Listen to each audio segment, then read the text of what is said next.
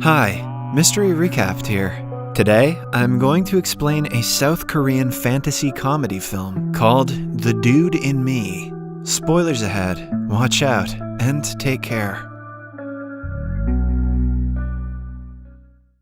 The protagonist of the film is the heir of the Hanho group and a well-known elite gangster, Pan-soo.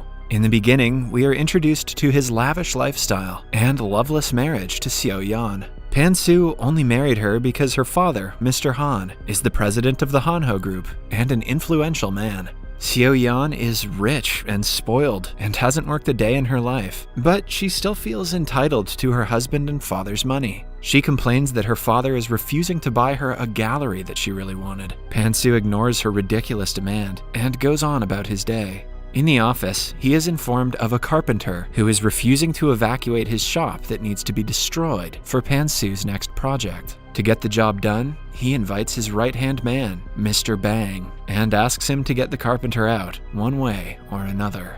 Meanwhile, the carpenter, Jong-ki, is nervous, knowing that the thugs will use force to make him evacuate. His fears become reality when Mr. Bang comes to his shop and threatens to cut his arm off if he doesn't sign the papers. With no way out, the poor man gives up his shop. The next day, Pan-soo decides to go to an old ramen shop that used to be his favorite restaurant back in the day. Alongside him, a high school student, Dong-hyun, is also enjoying the noodles. Dong-hyun tries to pay, but finds out that he forgot his wallet. When he apologizes to the restaurant's owner, she forgives him and claims that Pan-soo will pay for him out of generosity. The gangster is outraged by the bold lady, but doesn't mind paying for the kid, even though he ate 4 bowls of ramen.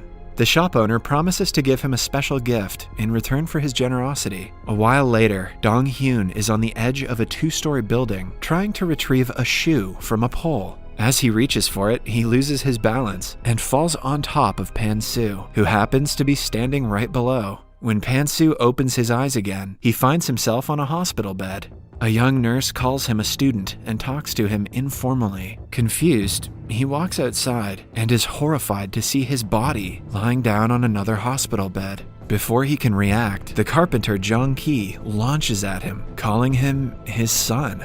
A confused Pan-soo looks into the mirror to finally realize that he has swapped bodies with the shy kid from earlier. It's Freaky Friday for gangsters. Coincidentally, Jong-ki, who he threatened to kill the previous day, is Dong-hyun's father. When Pan-soo acts differently than his normal self and refuses to recognize his father, the doctor declares that he has something called retrograde amnesia. Pan-soo then recollects what the restaurant owner told him earlier and runs to meet her again. However, by then, the restaurant is being closed and the woman is nowhere to be found. In the following scene, we are introduced to Pan-soo's business rival, Mr. Yang. Yang hears the news about him being in a coma. He is over the moon and plans to take advantage of the situation to kill Pan-soo. At night, Pan-soo returns home to his wife, who thinks he is an intruder. He tries to explain the situation, but Seo-yeon calls the security and makes them kick him out of the house. Kind of amazing that he thought that Karen was going to hear him out. He is then taken to the police station and accused of trespassing. His poor father is distressed because of his outrageous behavior. Thankfully for him, the police let Pan-soo free without much fuss because he's underage. In the following scene, Pan-soo tries to wake up his body that's in a coma. Desperate to get his body back, he jumps on top of Dong-hyun. Just then, his right-hand man, Mr. Bang, enters the room and stops him. Pan-soo tries to make him understand that it's him trapped in a kid's body, but Bang thinks he is bluffing and kicks him out of the room. After being disrespected by his own employees, Pan-soo returns to Dong-hyun's home with his father. The place is too small for his liking, but he has 100 more problems to tend to. Jong-ki cooks him a plethora of dishes to accelerate his recovery. Initially, Pan-soo says that he doesn't eat like a glutton, but a while later, the plates are all empty. He realizes that even though his mind is different, he is still in Dong-hyun's body, which affects his appetite. Jong-ki believes that Dong-hyun was bullied into walking on the edge of the building, which resulted in the accident. The next day, he goes to meet his school principal. When asked about the bullying, the principal claims that nothing of such sort happens in their school. Pan-soo sees through his lies and is determined to find out what exactly caused the accident. As soon as he enters the classroom, a group of boys make fun of him and flip him off. Pan-soo instantly registers that Dong-hyun was an introvert who is made fun of all the time. He should get Mr. Bang to cut those dicks' arms off. During the lunch break, a girl named Hyun-jung is also being bullied by popular kids. They mix her food with a cold drink and make her eat it. Eventually, they dump the entire plate of food on her. Pan-soo calls them out for it, angering the leader of the bullies, Tae-wook. Before Pan-soo can showcase his fighting skills, the teachers arrive and Tae-wook has to retreat. After school, the bullies stop Pan-soo again and try to intimidate him. In turn, he slaps them all with zero effort and simply walks away. Later that day, the bullies trouble another guy in the washroom. Just then, Pan-soo comes out from a stall and helps the poor guy. He also takes Tae-wook's phone away, promising to return it the next day. The bullies are so scared that they let him do whatever he wants. While going through the phone, Pan-soo sees a video of the day the accident took place. It is revealed that Tae-wook and his group had bullied Dong-hyun into getting on the edge. They are the reason he fell off the building, and their bodies exchanged. The next day, Tae-wook's leader is beating him up for giving Pan-soo his phone that has the video on it. Pan-soo arrives and kindly asks the leader to never trouble anyone again, blackmailing him with the video. The bully has no choice but to agree. Somewhere else, Pan-soo's wife, Seo-yeon, takes advantage of her husband's comatose state and starts dating younger men. Pan-soo's rival, Mr. Yang, gets a hint of this and blackmails her into joining hands with him. The two together plan Pan-soo's downfall. That night, Pan-soo goes to the hospital and meets Mr. Bang. He tells Bang everything about his past and proves his identity. The following day, Hyun-jung bumps into him and drops her stuffed toy. He follows her to return it and happens to meet her mother, Mi-sun. To Pan-soo's utter shock, Mi-sun is his first love, who he left to marry his current wife. He calls her by her first name, which surprises Mi-sun. After Pan-soo runs away, he remembers how he and Mi-sun used to spend their days together when they were young. When he meets Hyun-jung the next time, he takes some of her hair to use for a parental DNA test. The results come out, and Pan-soo finds out that Hyun-jung is actually his daughter. Following that, he goes to meet Mi-sun and subtly asks her about her life. She tells him that she raised Hyun-jung all on her own because her father was not a good person. Pan-soo feels awful that the people he loves had to go through so much because of his absence. Somewhere else, his current wife, Seo-yeon, goes to her father with fake reports of Pan-soo misusing the company's money. In reality, she was told to do so by Pan-soo's rival, Mr. Yang. Her father believes her and starts to consider removing Pan-soo from the company once he gets out of the coma. Somewhere else, Pan-soo goes to a gym to lose weight and to get closer to his daughter, who is learning self-defense in the same institution. I don't like the way this is going. Initially, she is skeptical and is about to leave, but Mr. Bang pretends to be the instructor and convinces her to stay.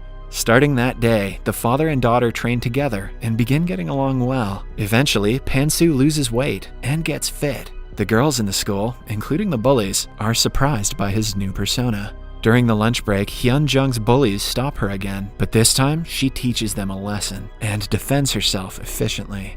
The other students are stunned to witness her newfound confidence.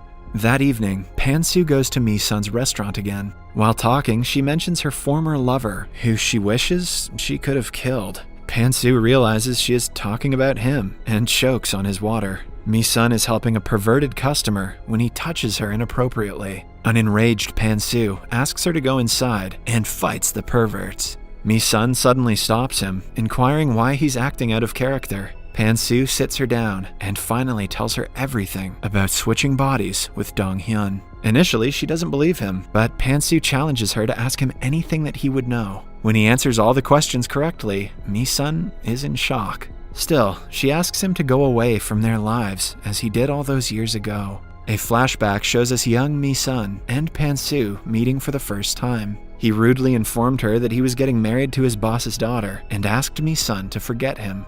The following day, a popular guy from the school named Min-ho invites Hyun-jung to his birthday party. Hyun-jung, who has never been called to a party, excitedly agrees to come, unaware of Min-ho's actual intentions. After that, Pan-soo and Mi-sun meet at a restaurant where she bluntly tells him that she doesn't want him in their lives. He tries to win her over and kisses her in front of everyone. The people around them are shocked because to them, Pan-soo is half of Mi-sun's age. She pushes him away and slaps him in the face. Still, Pan-soo doesn't stop and follows her outside. Suddenly, he gets a call from his friend, who informs him about the bullies' plan to trouble Hyun-jung at the party. Pan-soo quickly rushes to the party and arrives there to see Min-ho pouring a bowl of alcohol on Hyun-jung. Angered to see his daughter crying, he fights all of the guys who are surrounding her. The girls who witness the fight fall head over heels for him. Hyun-jung also takes a stand against Min-ho and kicks him into the pool. After that, the father and daughter leave. The following day, Mr. Bang informs Pan-soo that his wife is conspiring to remove him from Han-ho's list of potential heirs. Pan-soo writes a letter to his father-in-law, Mr. Han, and asks Mr. Bang to deliver it to him. Later that day, Pan-soo is walking down the street when one of the girls from his class asks him out. He claims that he doesn't date schoolgirls. Right after, Hyun-jung arrives and asks him the same question. Horrified, Pan-soo tells her that he can never date her and walks away. Thank God.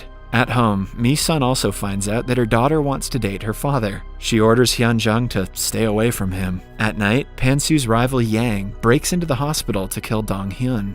Just as he is about to do so, Dong-hyun wakes up out of the blue. Startled, Yang runs away. After waking from the coma, Dong-hyun finds himself in a strange body and runs to his father. Jong-ki thinks he is an intruder and is about to call the police when Pan-soo returns home. He explains everything to Jong-ki, who is still skeptical but agrees to believe them because he's a fan of Lindsay Lohan.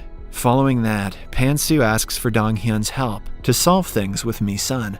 The two go to her restaurant and pretend to have returned to their own bodies. As Dong-hyun apologizes to her as Pan-soo, Yang and his men come to the restaurant. He had followed Dong-hyun from the hospital and is here to kill him once and for all. Dong-hyun cries, begging them for his life, surprising Yang and his group. Pan-soo sends Mi-sun and Dong-hyun to another room and himself fights the thugs. But this time, they have come prepared for his attacks. Suddenly, Mi-sun comes out and opens a gas cylinder, threatening to blow up the entire place. Yang and his men have no choice but to run away.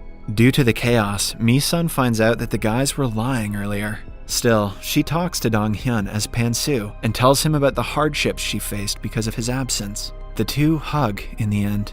Somewhere else, Mr. Han has found out that his daughter lied to get her husband in trouble and hide the fact that she has an extramarital affair. Han disowns her and refuses to give her an inheritance. He also asks Pan-soo to meet him instantly. Since Pan-soo cannot go in front of them himself, Dong-hyun goes in his place with a microchip in his ears. The chip works fine for a few minutes, but when Han asks him about his second family, it turns off. With no one to communicate to, Dong-hyun is alone to make Pan-soo's decisions for him. He says that after returning from the hospital, he realized that family is the most important thing in the world. Hence, he is removing himself from the Han-ho group to be with his family. Han respects his decision and lets him go. When Dong-hyun returns to the car, Pan-soo hugs him, thanking him for doing the right thing.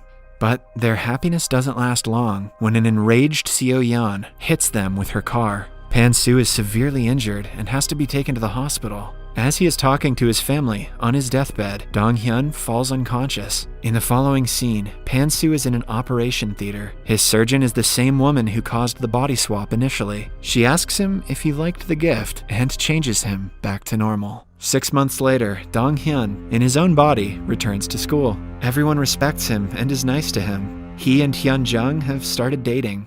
Wow, I've never seen a dad wingman that hard. Meanwhile, Pan-soo has bought a better place for Mi-sun to run her restaurant. All of them, including Jong-ki and Mr. Bang, work for her as employees. Subscribe for more videos like this, turn on notifications, and leave a like to help the channel out. Thank you for watching.